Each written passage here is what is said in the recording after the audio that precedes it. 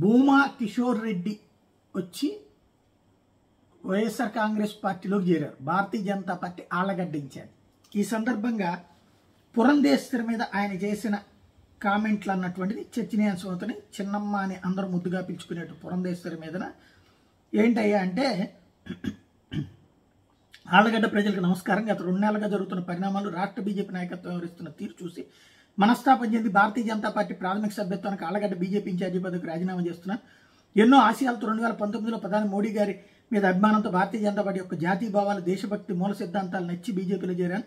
ఆళ్లగడ్డ నియోజకవర్గంలో బీజేపీ పార్టీకి ఎటువంటి జవసత్తాలు లేకపోయినా, గత 5 సంవత్సరాలకు బీజేపీ రాష్ట్ర నాయకత్వం నుంచి ఎటువంటి సహకారం లేకపోయినా, పల్లెబాట, పల్లె నిద్ర, నగరబాట లాంటి కార్యక్రమాలతో నిత్యం ప్రజల్లోనే ఉంటూ ప్రజా సమస్యలపైన గళం విప్పుతూ ఆళ్లగడ్డ చరిత్రలోనే ఎన్నడూ లేని విధంగా బీజేపీ పార్టీకి స్థానిక సంస్థల కౌన్సిలర్లు, ఎంపీటీసీలు, సర్పంచుల రూపంలో ప్రాతినిధ్యం కల్పించాను.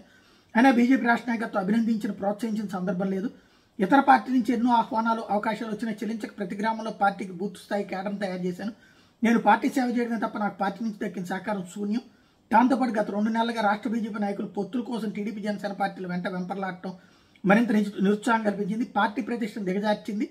మరీ ముఖ్యంగా రాష్ట్ర అధ్యక్షురాలు పురంధేశ్వరి గారు టీడీపీ, జనసేన పార్టీలు సీట్లు ప్రకటించిన తర్వాత మాట్లాడుతూ, ఇంకా కొన్ని సీట్లు మిగులు ఉన్నాయి కదా, మాకు ఇస్తారు అన్నమాట దేశంలోనే అత్యంత బలమైన పార్టీ ప్రతిష్ట మంట కలిపే విధంగా ఉంది అంటూ ఇక్కడ బీజేపీ పార్టీకి స్థానిక సంస్థల కౌన్సిలర్లు, ఎంపీటీసీలు, సర్పంచుల దగ్గర నుంచి ఇవన్నీ రాసుకుంటూ వస్తూ ఓవరాల్గా టీడీపీ, జనసేన పార్టీలకు సంబంధించి ఈ మంట కలిపే విధంగా ఉంది. కాబట్టి ఇటువంటి రాష్ట్ర నాయకత్వంలో పార్టీకి అంకిత భావం గల నాయకులకు, కార్యకర్తలకు మనుగడ లేదని నిర్ణయించుకుని పార్టీకి రాజీనామా చేయాలని నిర్ణయించుకున్నా. నా భవిష్యత్ కార్యాచరణ ప్రకటిస్తాను మొన్న చెప్పారు. ఇప్పుడు ఆయన తాజాగా వెళ్ళి వైసీపీలో చేరారు. ఆయన ప్రకటించాకన్నా మాట్లాడాలి, ఆ శివప్రకాష్తో మాట్లాడించాలి. ఏమీ లేకుండా ఉండటం అన్నటువంటిది ఇక్కడ మరి అది రాజకీయం అనుకుంటున్నారా లేకపోతే సన్యాసత్వం అర్థం కావట్లేదు.